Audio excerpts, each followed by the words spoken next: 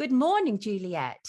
Morning, how are you? Oh, well, I'm great. How are you? Yeah, I'm fine, thank you. Thank you so much for joining us, everybody. This is Juliet Gellatley. She founded Viva in 1994. Viva is the UK's leading vegan campaigning charity. You probably know Viva's work. I certainly do. Some of your campaigns have been astonishing. I am a absolute animal lover, Juliet. I support us. My first activism was to do with animals. I was 11 years old and I was opposing fox hunters in my little Gloucestershire village. So I've been sort of fighting for as long as I can humanly remember, but you do a formidable job. So obviously you founded it. What forced you to found it in the first place?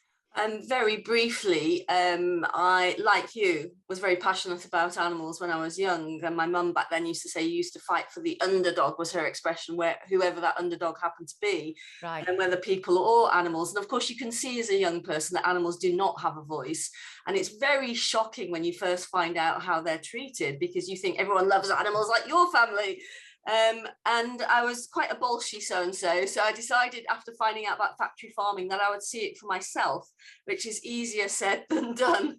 But I did eventually when I was in my early mid-teens, and went with an agricultural student actually and saw one of the big so-called show places, which was then in the Midlands, and I saw pig farming firsthand. So you can imagine as a teenager, walking into this grey stark building with hundreds of animals, which were then just in metal cages, who are pregnant. And I walked down the aisle and there were two huge boars in there, about the size of Shetland ponies. All the rest were female pigs pregnant. And one of these males dragged himself towards me. He was in a bad way.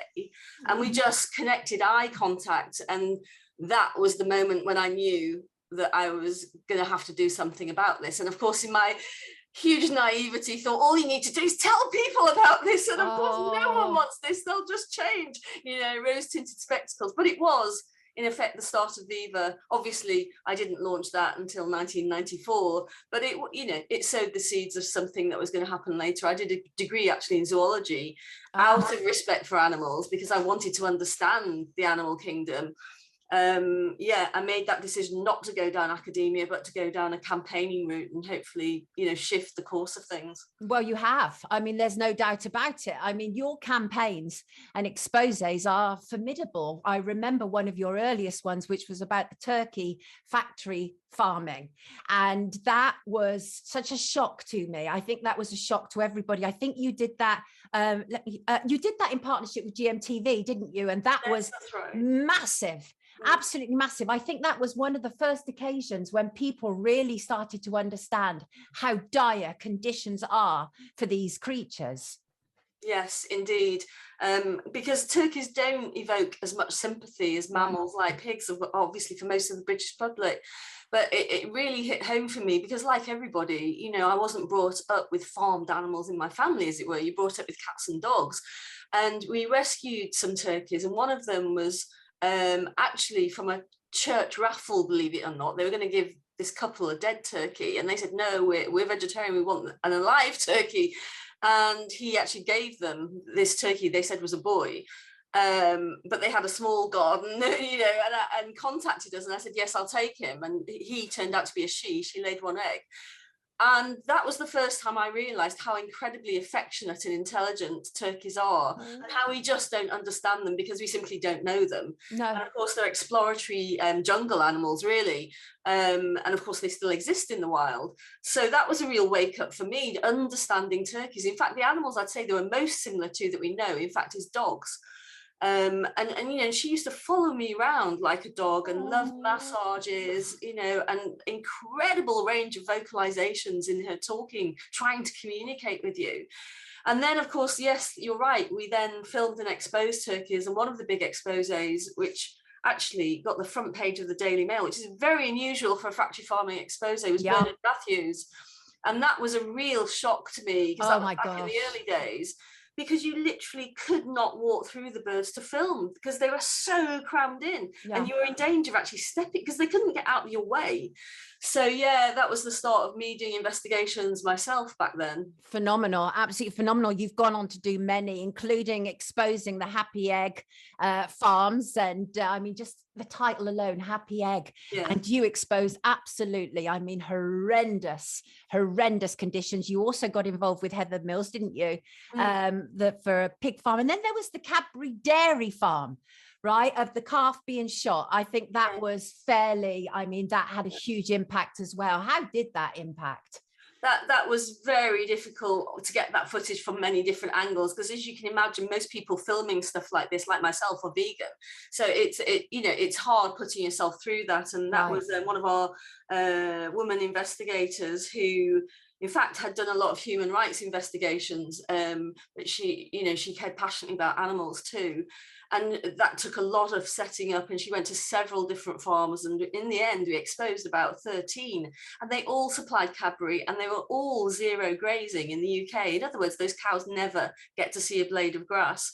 So that caused that filming of the male calf. So just to explain really briefly, when for a cow to give milk, she has to give birth first, because most people kind of forget that, that little fact. And they have a 9-month pregnancy, give birth like we do, and then the milk kicks in, and then the calves are always taken from her literally about 1 or 2 days old. So the females will go back into the dairy herd, but the males are unwanted byproducts these days. So they're just shot in the head often, and he was being shot in the head, but he'd been pulled on top of other cows that had been lame, that had been killed, and this teetering little new life. I can't bear it. Didn't know what was happening, and the guy takes out the gun, and she caught that moment when he was shot. So yes, that caused headlines in national newspapers, and in fact it's the PR for the supermarkets, who of course buy milk from Cadbury, etc. Is a global product, of course. Yeah, it shook them up too. But to be honest, it's these big companies, that they're very cynical. They'll say, oh, we'll stop the calves being killed. What they actually mean is they'll stop them being shot in the head in that way. Right. Instead, they're taking the 1 and 2 day old calves from the mothers and taking them to a slaughterhouse. Which is worse? I'm asking that question. Really, what we want is for people to stop buying the dairy products, so these animals are not exploited and killed like this in the first place. Yeah, our viewers are sitting there with their pets. Freckles says, sitting with my bunny, I don't even keep him in a cage. Ingrid says, superb work, Juliet. Craig says, I have my dog with me too, sprawled out. I mean, that's the thing, is that, Juliet, we speak the same language on all of this, truly, says Human Creative. Says this is horrendous. And that's the thing. D-Hall says, yikes, I've bought Happy Eggs in the past. I try to buy organic these days. This is almost unbearable, says Luggerbugs. And it goes on and on and on. And the thing is that we have to keep highlighting this stuff, as painful as it is. And that's the thing, Juliet, I can't watch these videos, right? The title alone sets me off. Okay, sets me off. And so how do you, somebody who loves animals to the degree that you do, that you've dedicated over a quarter of a century, well, more obviously, but professionally, how do you cope with this day in, day out? I think the privilege of working for Viva is the fact that you see the other side of the coin. You see human kindness too, because we're supported by those comments that you've just read out. You can imagine we get thousands and thousands of comments like that and support, with people encouraging us to carry on. Right. And that makes such a difference. You have the most amazing supporters who are behind you all the time. So you do see that. You also see the people that you've changed. They say, I saw the Hogwood documentary and I have changed forever. I will now never eat meat again. Sort of the penny's dropped. I understand this isn't going to happen. This isn't going to change. The thing is, Viva's been filming this stuff. We're almost 30 years old now. Yeah, phenomenal. And as you well know, veganism has exploded in terms of popularity. You've got restaurant chains who are literally falling over themselves to compete with each other to be the best, vegan options.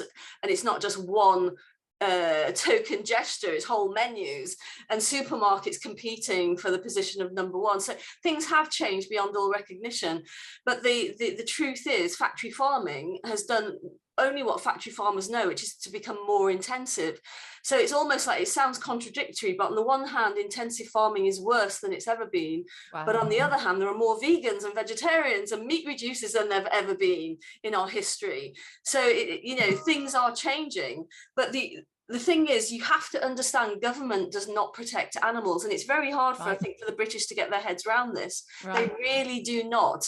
We've seen this over, like I say, 3 decades of filming, and things are getting worse, if anything. All this stuff about, you know, oh, we're affiliated to Red Tractor or whatever. It's just a load of, you know, I'll use the pun, hogwash, excuse it, but you know, it's just marketing. If you actually go in there and see what happens to the animals on the ground, factory farming is the norm for meat production and egg production in the UK. Yes. So it's really is up to us as individuals to change ourselves, because nobody else is protecting these creatures. So that's why, yeah, we do have to keep going in, and we keep having to expose it, because it's people seeing this in their millions, which they have, yes, which is continuing to trigger change. It just sows that seed, and people think, I don't like this, I actually like animals. Then they hear something about the environment. Actually, by reducing meat or by going vegan, you're protecting wildlife too. You're reducing, you know, global warming emissions. And then you hear about your health. Actually, it reduces heart disease and my chances of cancer. So all these things start to add up to a very powerful picture.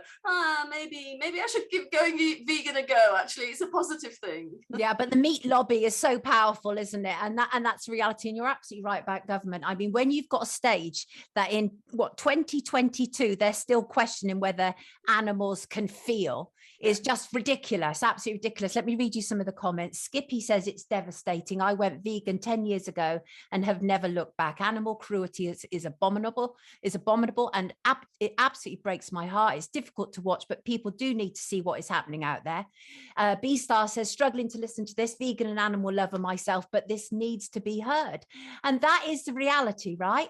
Is that as hard as it is, we have to hear it, we have to see it. So I mean, Juliet, you are doing a phenomenal work. What campaigns are you currently working on? So in fact, in May, we're launching a campaign which connects how consuming animals, eating them, is causing the death of wildlife globally, because the two things are so connected, because the biggest driver of wildlife extinctions is animal agriculture.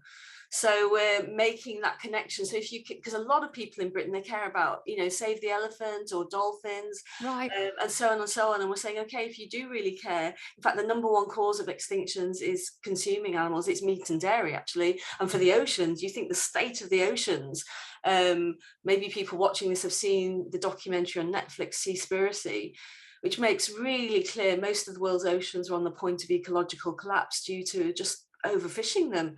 And again, you see, governments do not protect our oceans. You know, we've known what I've just said for many, many, many, many years, and they put in place quotas, and we know it simply doesn't work. So I'm afraid, folks, it comes down to us again as responsible individuals. It's just don't buy fish. Really, it comes down to that. Sustainable fishing simply does not exist. It does not work.